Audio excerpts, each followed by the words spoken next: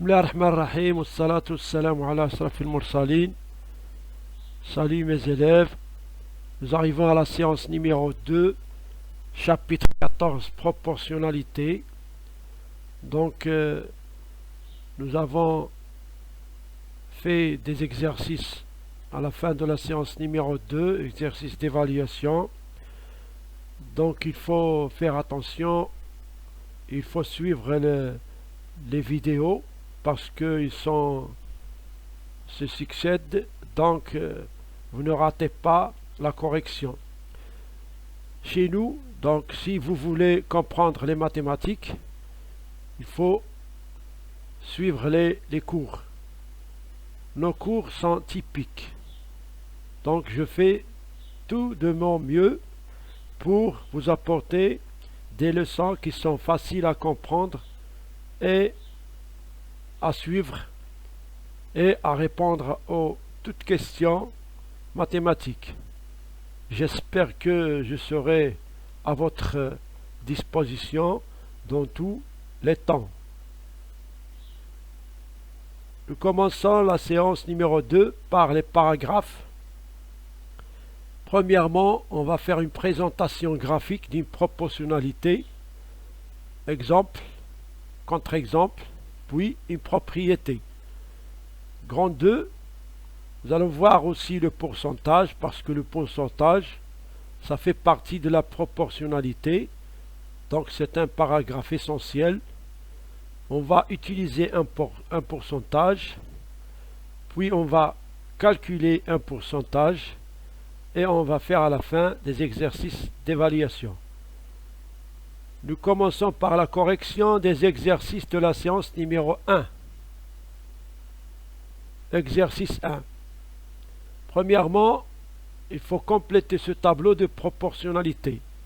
Donc on dit que ce tableau est un tableau de proportionnalité, donc il faut le compléter. On a une base qui est ici, la première ligne et la première colonne. Donc on va appuyer sur ces deux nombres pour trouver les autres. Puisque c'est un tableau de proportionnalité, donc les nombres de la première ligne sont proportionnels au nombre de la deuxième ligne.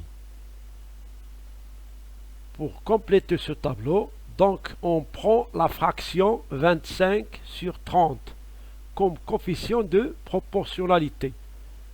On va la réduire pour faciliter le calcul. Donc on a ici le coefficient de proportionnalité, c'est 5 sur 6. On va voir comment on fait. Si on veut un nombre de la deuxième ligne, ici on a 4 nombres qui manquent, donc si on veut un nombre de la deuxième ligne, on divise le nombre par 5 sur 6, par le coefficient. On va voir. Donc pour trouver, donc voilà la flèche qui indique la direction. On part de la première ligne vers la deuxième ligne. Donc on divise par 5 sur 6. Donc on prend alors 50 divisé par 5 sur 6. C'est un quotient de deux fractions. 50 sur 1 divisé par 5 sur 6 est égal à 50 fois l'inverse de 5 sur 6, c'est 6 sur 5. Est égal à 300 sur 5, donc est égal à 60. Donc le nombre ici c'est 60. On voit bien qu'on a ici 25, 50, 30, 60. Donc c'est juste. On passe à la deuxième case. 75 divisé par 5 sur 6 est égal à 75 multiplié par 6 sur 5 est égal à 450 sur 5 est égal à 90. Donc le nombre juste c'est 90. Pour ne pas perdre du temps, la même chose on fait pour 100 et pour 125. Donc pour 100, regardez bien, on a ici 25, 50, 75, 100. Ici 60, 90, donc c'est automatiquement 120. 125, 25 fois 5, 125, 30 fois 5, 150. Donc 150 c'est le nombre juste. Donc si on veut un nombre de la première ligne, on multiplie le nombre par le coefficient de proportionnalité, Pour avoir un nombre de la deuxième ligne, on a divisé. Ici, on multiplie le nombre par 5 sur 6. Ici, on a une proportionnalité, donc le 5 sur 6. Et voilà. La flèche indique la direction. On part de la deuxième ligne vers la première ligne. On multiplie par 5 sur 6. Donc, on prend le nombre 15. On multiplie par 5 sur 6. On aura 75 sur 6. Donc, c'est 12,5. De la même façon, on trouve le nombre qui correspond à 45 de la première ligne et qui forme une proportionnalité avec 25 sur 30. Donc, on prend 45 multiplié par 5 sur 6 est égal 225 sur 6 est égal à 37,5. De la même façon, on trouve ici le nombre 5. On multiplie 6 par 5 sur 6, on trouve 5. Donc, qu'est-ce qu'on constate ici? On a trouvé les nombres qui manquent. Donc, le tableau, il est un tableau de proportionnalité. Toutes les fractions ici sont égales. Et ils sont égales à 5 sur 6 qui est coefficient de proportionnalité. On passe à l'exercice 2. Pour l'exercice 2, on a une source donne 14 litres d'eau en 4 minutes. Utilisez la méthode la plus simple pour calculer x. On a ici un tableau de proportionnalité. Il nous manque de nombres. Donc ici, on va utiliser la méthode la plus simple. C'est la quatrième proportionnelle. On calcule x.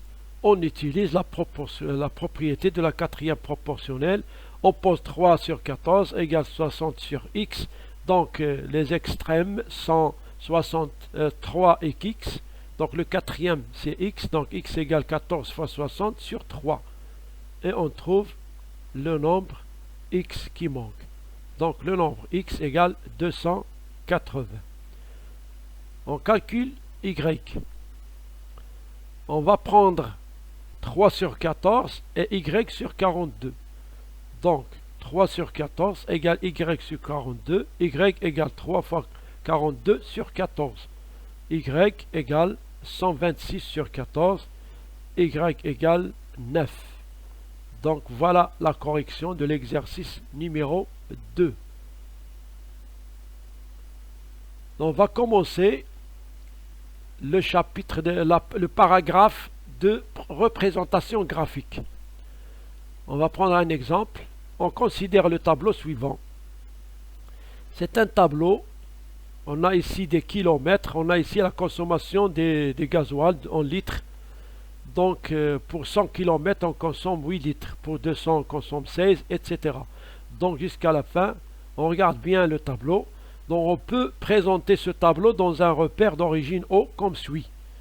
Donc voilà un repère. Donc on va prendre un axe des abscisses et un axe des ordonnées qui se coupent en haut et on va relier chaque kilométrage avec sa consommation.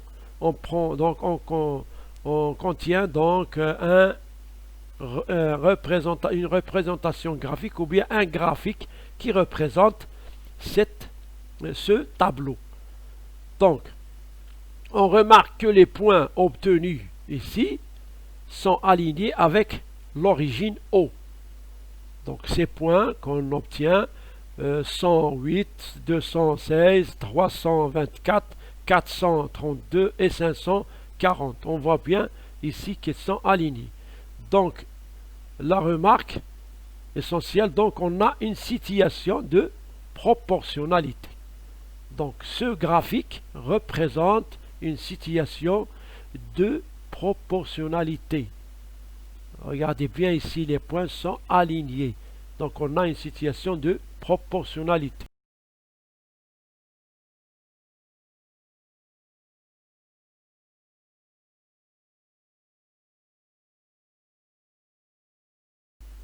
Deuxièmement, un contre-exemple. Donc on va faire un contre-exemple. On va voir des représentations graphiques. En regardant ces deux graphiques, qu'est-ce qu'on nous constatons ici? Remarquez bien, on a ici un graphique, l'axe des abscisses, l'axe des ordonnées. Chaque nombre est relié avec son ordonnée. Donc ici, chaque abscisse est Donc on a ici des points. Ici aussi on a ici le temps par heure, la distance en kilomètres. Donc ici on a relié quelques points, 1, 2, 2,5, des abscisses avec des ordonnées, 100, 200, ici on a 150. Donc ici un graphique. La question qu'on peut poser, est-ce que ces deux graphiques représentent une proportionnalité? On regarde qu'ici, les points obtenus ne sont pas alignés avec l'origine. Ils sont pas alignés, ils sont non alignés. Regardez bien, ils ne font pas une ligne. Donc, on remarque que les points ne sont pas alignés dans ce graphique. Donc, ce graphique ne représente pas une situation de proportionnalité. Voilà. On a vu dans l'exemple, on a une proportionnalité, les points sont alignés avec l'origine. Donc dans ces deux graphiques qu'on a vus, donc les graphiques ne représentent pas une situation de proportionnalité. Vous pouvez constater ou bien déduire la cause. La cause, c'est que ces points ne sont pas alignés avec l'origine. On va voir un autre contre-exemple. Voilà une situation, une représentation graphique. Les points A, B, C, D donc, sont obtenus par des abscisses et des ordonnées. Donc ici, on constate que les points A, B, C, D sont alignés, mais ils ne sont pas alignés avec l'origine. Donc, dans ce cas, on ne peut pas dire que c'est une représentation graphique qui présente une proportionnalité. Dans ce cas, le graphique ne représente pas une situation de proportionnalité. Donc, on a vu précédemment, donc ici, on a une représentation graphique qui est une proportionnalité. Donc, vous pouvez constater la différence entre ce graphique et les trois autres qu'on a vus. Donc, en général, pour propriété, on déduit que si une situation est représentée graphiquement par des points alignés avec l'origine du repère, alors c'est une situation de proportionnalité. Donc, pour une représentation graphique d'une proportionnalité, il est toujours, donc on obtient des points toujours alignés avec l'origine du repère. La déduction. On considère le graphique ci-dessous. C'est un graphique. Donc, on remarque bien que les points sont alignés avec l'origine.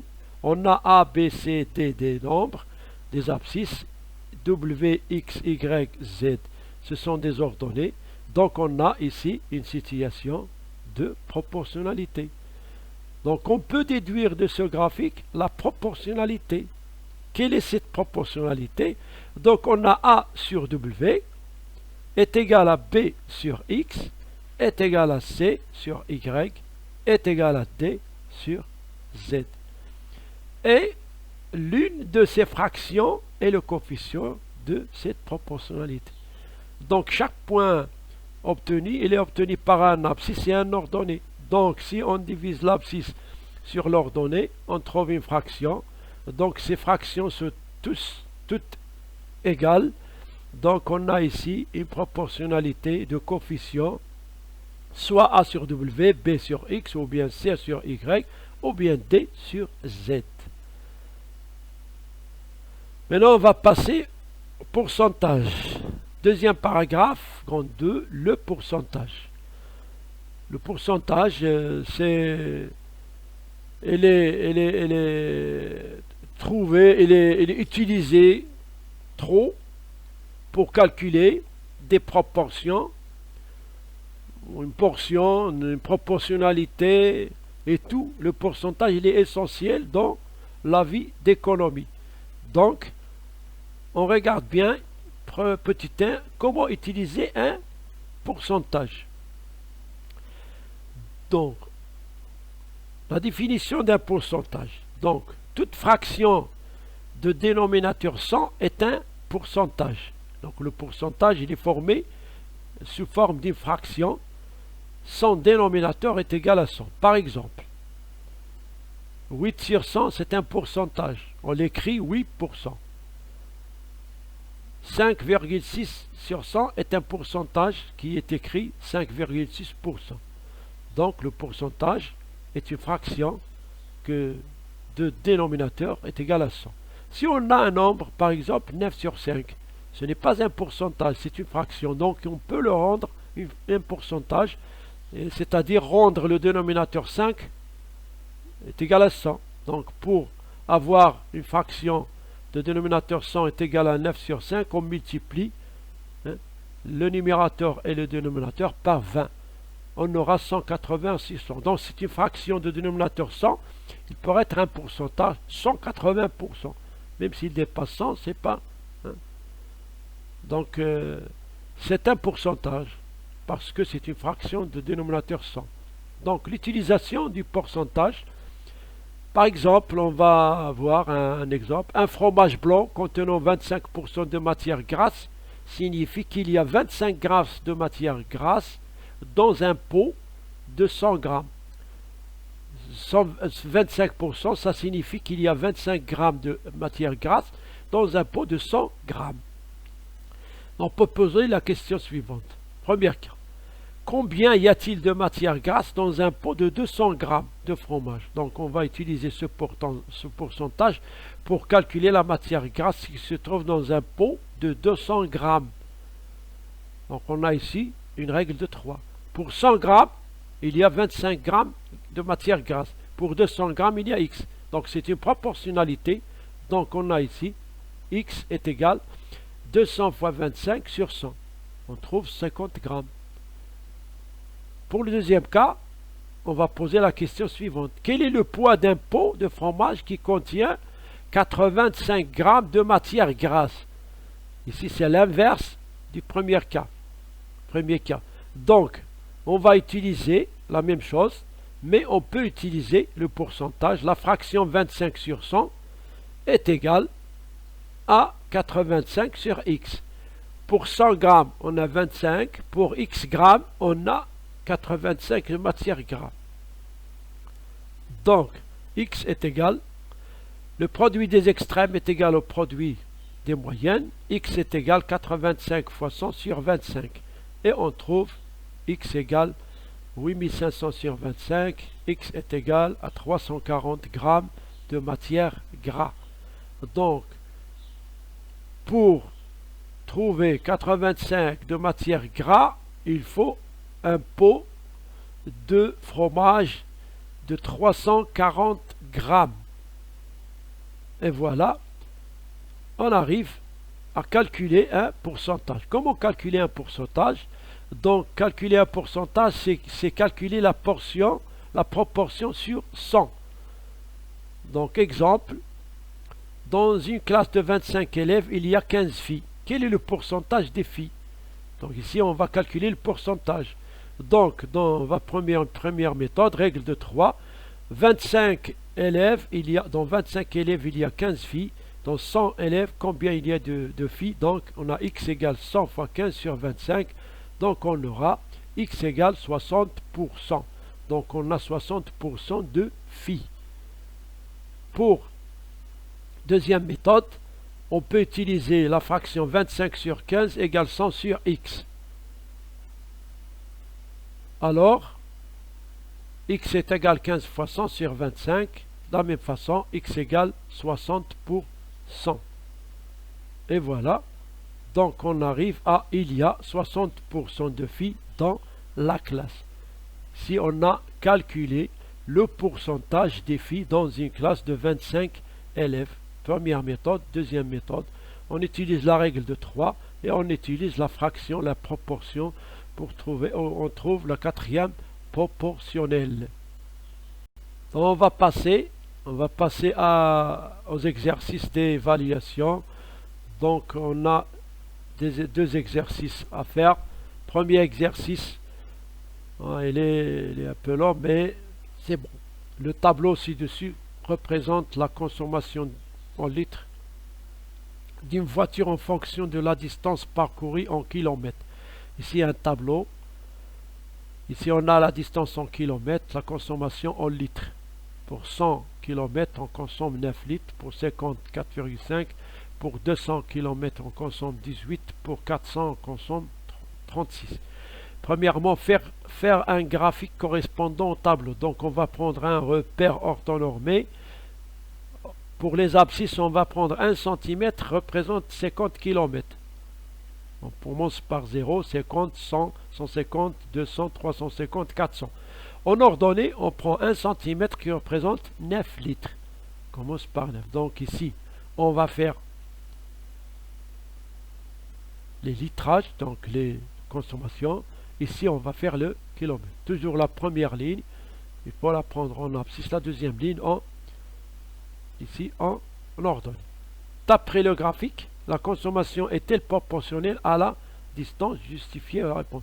Donc, lorsqu'on obtient le graphique, il faut voir, on a vu, quand est-ce qu'un graphique représente une proportionnalité. Donc, on revient à la représentation graphique d'une proportionnalité. Calculer d'abord la consommation pour 500 km. Donc, on a une proportionnalité. Donc, pour 100, on consomme 9 litres. Pour 500, la règle de 3 ou bien la quatrième proportionnelle. Puis, la distance parcourue avec 13,5 litres. La même chose. Pour cela, on peut utiliser le tableau précédent. Ce tableau, on prend une proportionnalité ou bien un coefficient de proportionnalité. Pour l'exercice numéro 2, on a un simple exercice. Dans un collège de 360 élèves, 171 élèves sont des garçons. Quel est le pourcentage des garçons? Donc on utilise une règle de 3, ou bien une proportionnalité, ou bien la quatrième proportionnelle. Deuxièmement, calculer de deux façons différentes le pourcentage des filles. Ici on a le pourcentage des élèves, des garçons. Calculer le pourcentage des filles avec deux façons. Maintenant, vous souhaite la bienvenue, la prochaine séance. Donc si lisez bien que voulez-vous comprendre les mathématiques. Oui. Tout le monde veut comprendre les mathématiques. Allez, suivez nos cours typiques et vous allez être satisfait. Au revoir mes élèves et mes amis.